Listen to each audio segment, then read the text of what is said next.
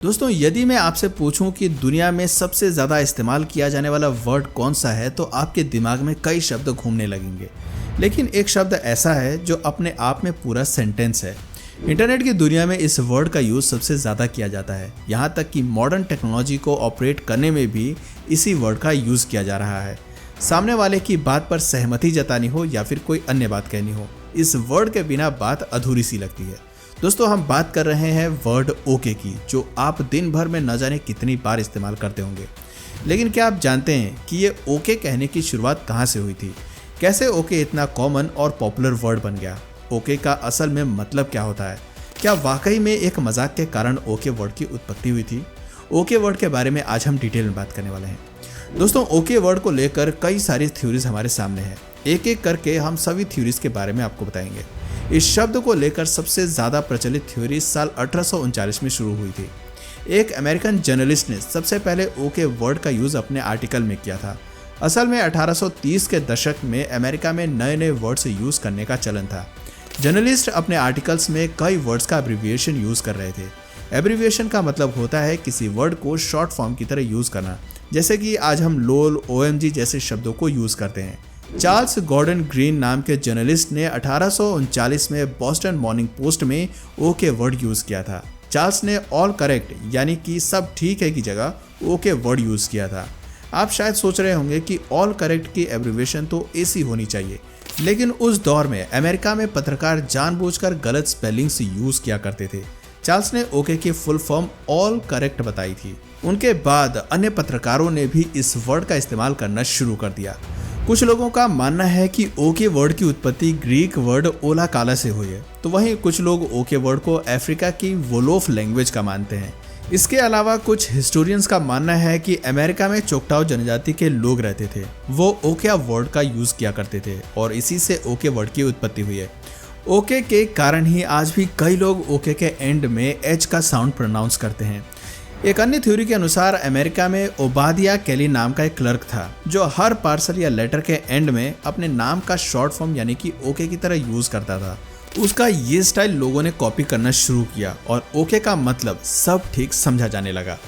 Okay word को लेकर एक और बहुत प्रसिद्ध थ्योरी है। कहा जाता है 1840 में अमेरिका के प्रेसिडेंट मार्टिन वेन ने अपनी चुनाव प्रचार के दौरान इस वर्ड का यूज किया था। असल में मार्टिन का निकनेम ओल्ड किंडर हुक था, जिसकी शॉर्ट फॉर्म ओके बनती है। इलेक्शन कैंपेन के दौरान ओके वर्ड का जमकर प्रचार प्रसार किया गया। जगह जगह ओके क्लब्स खोले गए। वोट फॉर ओके के स्लोगन्स हर जगह दिखाई दे रहे थे और मार्टिन के फॉलोअर्स ये संदेश दे रहे थे कि प्रेसिडेंट पद के लिए एक बार फिर मार्टिन ओके हैं। इसके बाद ये वर्ड कॉमनली यूज होने लगा। हालांकि पाकिस्तान, चीन और भारत जैसे एशियाई देशों का मानना है कि ओके वर्ड का इस्तेमाल जॉर्ज वॉशिंगटन और अब्राहम लिंकन के द्वारा शुरू किया गया था, लेकिन वेस्टर्न कंट्रीज इस थ्योरी को नहीं मानती है। ओके वर्ड को कॉमन बनाने में टेलीग्राम का भी काफ़ी महत्वपूर्ण योगदान रहा था।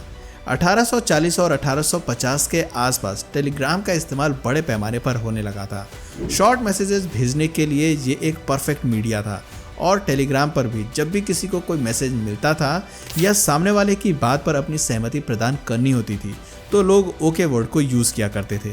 टेलीग्राम के जरिए ओके सिग्नल भेजना भी बहुत आसान था। ओके अपने आप में एक पूरा सेंटेंस है। यह दुनिया का सबसे छोटा सेंटेंस भी माना जाता है। बहुत से लोगों का मानना है कि ओके के फुल फॉर्म असल में ओके है, OKAY है, और वो ज़्यादा स्मार्ट बनने के लिए ओके वर्ड यूज़ करते हैं, लेकिन ऐसा नहीं है। ओके अपने आप में पूरा कंप्लीट वर्ड है और इसीलिए OKAY लिखने का कोई मतलब नहीं रह जाता है। आजकल की दुनिया में लोग ओके को और भी ज़्यादा शॉर्टकट तरीके से लिखने लगे हैं। सिर्फ के वर्ड को ओके की जगह यूज़ किया जाने लगा है। इसे आप ओके की स्लैंग लैंग्वेज भी कह सकते हैं। ओके वर्ड को लेकर अन्य थ्योरीज भी प्रचलित है। ऐसा माना जाता है कि यूरोप में सिविल वॉर के दौरान ये वर्ड आम बोलचाल के दौरान इस्तेमाल किया जाता था। आज आप दुनिया के किसी भी देश में क्यों ना चले जाएं, ओके एक ऐसा वर्ड है जो अधिकतर सभी लैंग्वेज के सभी लोग आसानी से समझ लेते हैं। ये वर्ड समझने में किसी को भी कोई परेशानी नहीं होती। ओके वर्ड लैंग्वेज बैरियर्स को दूर करने का काम भी करता है। बहुत से लोग ओके को अध्यात्म का प्रतीक भी मानते हैं। अगर आप ध्यान मुद्रा में बैठेंगे और अपने अंगूठे को इंडेक्स फिंगर से मिलाएंगे तो ओ बनता है और 3 उंगलियां के जैसे प्रतीत होती हैं। ऐसे में आध्यात्मिक गुरु और संतों का मानना है कि ओ के वर्ड तो वास्तव में अध्यात्म का ही प्रतीक है। भगवान बुद्ध की प्रतिमा आप देखेंगे तो वो भी ओके का संदेश देती नजर आती है। बात करें टेक्नोलॉजी की तो ओके वर्ड का इस्तेमाल कई स्मार्ट डिवाइसेस में किया जा रहा है। आपको फ़ोन में अगर गूगल असिस्टेंट की मदद लेनी हो तो ओके गूगल कहना पड़ता है। एलेक्सा डिवाइस यूज़ करने के लिए भी सबसे पहले ओके वर्ड ही कहना पड़ता है। बहुत से लोगों को ओके वर्ड थोड़ा बोरिंग और ज़्यादा कॉमन लगता है। कई लोगों के मन में सवाल आता है कि क्या ओके की जगह किसी और वर्ड का यूज़ किया जा सकता है। तरह तरह के वर्ड्स यूज़ करने से कम्युनिकेशन स्किल्स में सुधार आता है।